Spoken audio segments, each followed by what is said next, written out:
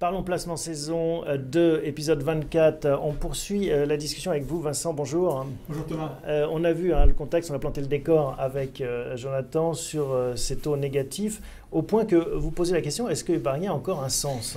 Oui, en fait, aujourd'hui, les épargnants ont un peu le moral dans les chaussettes, comme un peu peut-être la météo les y entraîne. En fait, les vraies questions qu'on se pose, c'est que d'abord, on rentre dans une sorte d'ère économique totalement inconnue. Avoir des taux négatifs, on peut comprendre que ça déstabilise l'épargnant. Et puis d'autre part, finalement, l'épargnant se rend bien compte qu'aujourd'hui, il a un problème de financement de ses retraites, il a un problème de niveau de vie au moment de la retraite, par exemple. Donc, avec des taux négatifs, comment va-t-il faire pour assurer son train de vie? Préparer l'avenir. Et pourtant, on vit une espèce de paradoxe, puisque les taux réels, graphiques à la pluie, vous allez nous le démontrer, n'ont jamais été aussi hauts. Alors là, on a pris effectivement le parti de comparer le rendement des fonds en euros dont on a parlé juste avant, et on voit bien la courbe qui baisse depuis 2004, et on a pris le parti d'intégrer l'inflation. Quand on recalcule le rendement des fonds en euros en assurance vie nette d'inflation, on se rend compte qu'en fait, on est sur des rendements en 2015-2016, on prévoit un rendement en 2016 des fonds en euros autour de 1,95%. Malgré cela, avec une inflation à zéro, on se rend compte qu'on est au même niveau qu'en 2006 à peu près, 2004, avant la crise. En 2011-2012 en tout Donc, cas, nettement. Tout à fait, on est plus haut. Ce qu'il faut retenir de ça, même si on peut considérer, on l'a entendu dans la partie présente avec Jonathan, c'est qu'aujourd'hui on considère que le rendement des fonds en euros reste excessif. Il n'empêche que l'épargne, a fortiori lorsque on prend un peu plus de risques et qu'on se dirige vers des unités de compte, l'épargne aujourd'hui a rarement été finalement aussi performante lorsqu'on tient compte de l'inflation qui est nulle. Absolument. Est-ce que les comportements sont en train de changer? Qu'est-ce que vous observez? Ce qu'on comprend en fait effectivement, ce qu'on observe, et par exemple il y a eu une étude IFOP qui a été diffusée en mai dernier, ce qu'on comprend en fait aujourd'hui c'est comme je l'évoquais au tout début, les épargnants craignent pour leur retraite et craignent le fait que les régimes de retraite fassent faillite. Donc déjà, ça c'est le premier point. Ou en tout cas qu'ils ne remboursent beaucoup moins que ce qu'on leur promettait. Tout à fait. Ensuite, ils craignent également, même si aujourd'hui ça ne se voit pas encore dans les réformes, que l'âge de la retraite recule fortement. Donc il va falloir envisager d'avoir une épargne qui permette finalement d'assurer un train de vie au-delà à partir de 65 ans, puisque l'ensemble des épargnants les Français intègrent le fait que probablement on va devoir élever le niveau de départ de l'âge de la retraite. Et il y aura besoin de financer ce niveau de vie à terme. Donc ça, c'est les inquiétudes majeures. Maintenant, les gens comprennent aussi, et ça c'est ce qu'on constate depuis 1 an maintenant, que pour obtenir du rendement, il faut accepter de prendre plus de risques. Est-ce qu'ils le font ça concrètement ? Alors ils le font peut-être parfois en allant avec beaucoup d'engouement sur certaines classes d'actifs. Même si nous sommes très très favorables encore, par exemple, à la classe d'actifs liée à l'immobilier d'entreprise, on constate par exemple que lorsqu'on fait ces études, et l'étude IFOP du mois de mai, le sondage du mois de mai 2016 le montre encore, la première classe d'actifs privilégiée aujourd'hui dans le contexte actuel, c'est l'immobilier locatif.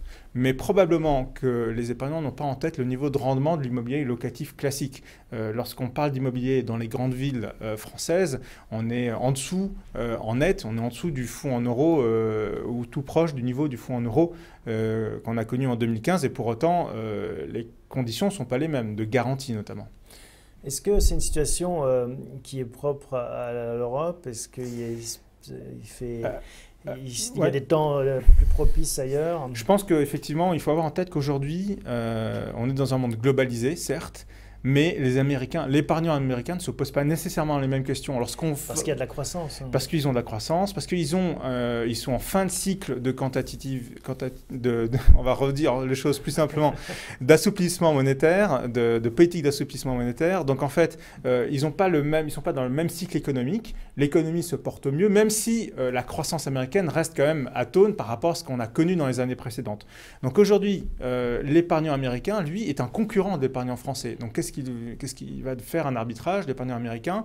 Aujourd'hui, il va aller sur les marchés américains, certes, mais il va peut-être aussi se retrouver en concurrence avec l'épargnant français. Et donc, il faut un peu se battre pour récupérer sa place. Et l'épargnant français a besoin de continuer à épargner en France, d'investir. D'ailleurs, c'est l'objectif quand même de la BCE, rendre l'argent coûteux d'une certaine manière grâce aux taux négatifs, en tout cas rendre les disponibilités en cash coûteuses.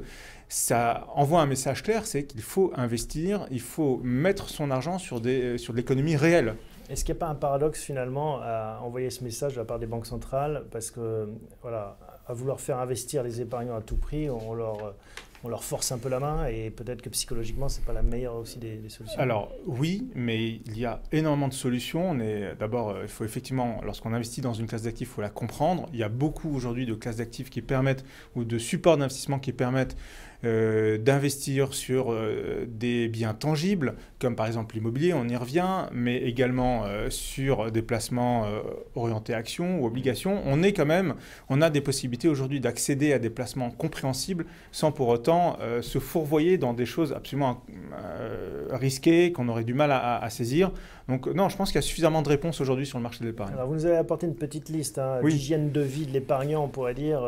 Voilà. Quelle est-elle cette checklist? Donc en fait, ce qu'on se dit dans le contexte actuel, il faut revenir un peu aux basiques. On a peut-être tendance ces dernières années à oublier les réflexes premiers qu'il faut avoir en termes de gestion de son épargne. Et finalement, ça redevient totalement pertinent de raisonner de cette manière-là. Donc première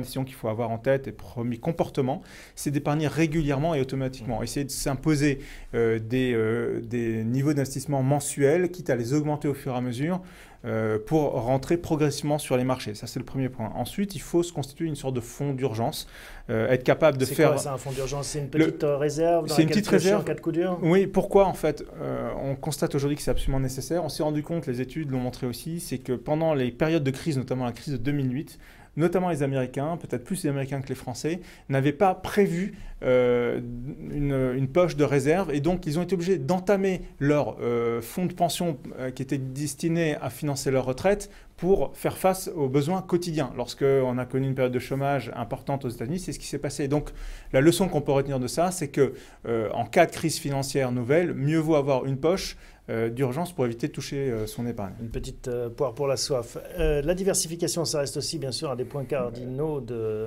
l'épargne. Tout à fait. Et là, nous, on raisonne sur une logique des 3 tiers. On se dit que dans le contexte actuel, il faut avoir 3 tiers de son épargne financière, en tout cas, qui est pour un tiers donc, dans l'immobilier, prioriser l'immobilier d'entreprise ou l'immobilier de commerce, comme on l'a vu, première partie, et qu'on va l'aborder en troisième partie.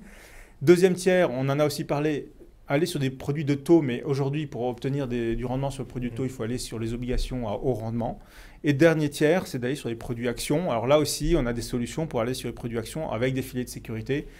Les habitués de bienprévoir.fr connaissent notre force sur ce sujet-là et ça permet vraiment d'aller en bourse tout en ayant un filet de sécurité supplémentaire. Allez, on termine avec quelques recommandations produits.